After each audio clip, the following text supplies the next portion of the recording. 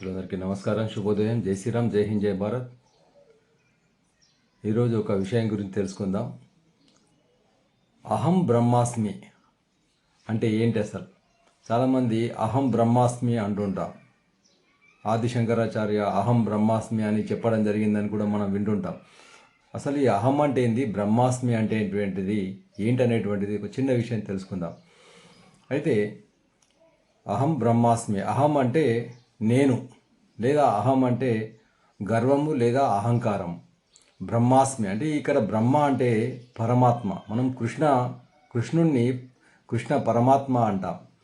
కృష్ణుడు ఏం చెప్పాడంటే భగవద్గీతలో, ఈ సృష్టి అంతటికి కూడా నేనే కారకుణ్ణి, ఈ సృష్టి యొక్క జననానికి, ఈ సృష్టి ఏర్పడడానికి, ఈ సృష్టిలోని జీవరాశులు అన్నీ కూడా ఏర్పడడానికి, జననాలకు మరణాలకు వారి అంతానికి అన్నిటికీ కూడా నేనే మూల కారకుణ్ణి భగవద్గీతలోని ఒక విభూతి అధ్యాయంలో చెప్పడం జరిగింది. అయితే కృష్ణుని మనము కృష్ణ పరమాత్మ అంటుంటాం. ఈ పరమాత్మ అంటే బ్రహ్మ అంటే పరమాత్మ. ఈ పరమాత్మ ఏం చేస్తుంటాడంటే ఈ అహం బ్రహ్మాస్మికి కారణం అవుతాడన్నట్టు. దీనికి ఉదాహరణకు మనం ఒక ఉదాహరణ ద్వారా తెలుసుకుందాం. ఒక వ్యక్తి ఒక ఆటల పోటీలో పాల్గొనడం జరిగింది. ఆ పాటల పోటీలో మరి చాలా కష్టపడి గెలవడం జరిగింది. గెలిచిన తర్వాత అందరూ కూడా నువ్వు చాలా బాగా ఆడావు, నువ్వు చాలా మంచిగా ఆడావు, నువ్వు గెలిచావు అనేటువంటి పొగడతలతో ముంచెత్తుతుంటారు. అప్పుడు ఆయన ఏమవుతుంటాడంటే చాలా సంతోషపడతాడు. సంతోషపడేటువంటి సమయంలో అతని మనసు లోపల ఒక భావన ఏర్పడుతుంది. అంటే నేను గెలిచాను అనేటువంటి భావన ఏర్పడుతుంది. అంటే నేను అనేటువంటిది ఇక్కడ అహము లేదా అహంకారం.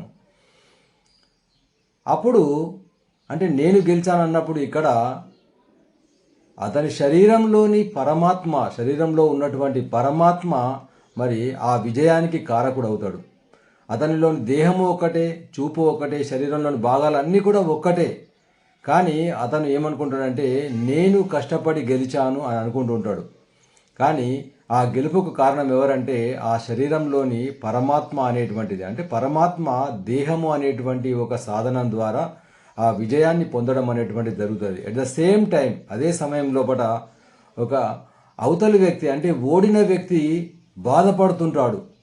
అందరూ ఓదార్పుతారు, నువ్వేం బాధపడకు అనేటువంటిది. కానీ ఆ శరీరంలోనే అంటే ఆ ఓడిపోయిన వ్యక్తి శరీరంలోని కూడా ఉన్నటువంటి పరమాత్మ కూడా ఒక్కటే. ఇరువురి గెలిచిన వ్యక్తి శరీరంలో, ఓడిన వ్యక్తి శరీరంలో ఇరువురిలో ఉన్నటువంటి పరమాత్మ ఒక్కటే.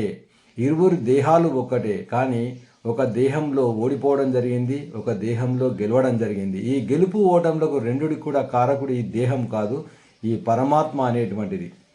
అయితే ఒకనొక సందర్భంలో చూడండి, ఎవరైనా దీన్ని అహం వచ్చిన తర్వాత, నేను గెలిచాను అనేటువంటి వచ్చిన తర్వాత అందరు కూడా నువ్వు గెలిచావు అన్నప్పుడు కొందరు వ్యక్తులు ఏమంటారంటే అంతా ఆ కృష్ణ పరమాత్మ దయ, అంతా ఆ పరమాత్మ దయ అంటుంటాం. అంటే వాళ్ళకు అహంకారం అనేటువంటిది అది అంతా కూడా ఈ నాలో వచ్చినటువంటి గెలుపు కానీ, నా అహంకారం కానీ, నా గర్వం కానీ అంతా కూడా కారకుడు ఆ పరమాత్మనే. నా గెలుపుకు కారకుడు ఆ పరమాత్మనే. ఆ పరమాత్మ దయ వల్లనే నాకు ఈ గెలుపు సంభవించింది అని అనడం జరుగుతుంది. కాబట్టి గెలుపుకైనా ఓటమికైనా ఆ కృష్ణ పరమాత్మనే కారకుడు అనేటువంటిది. కాబట్టి ఇక్కడ అహం బ్రహ్మాస్మి అనేటువంటిది ఈ విధంగా మనము అర్థం చేసుకోవాలి.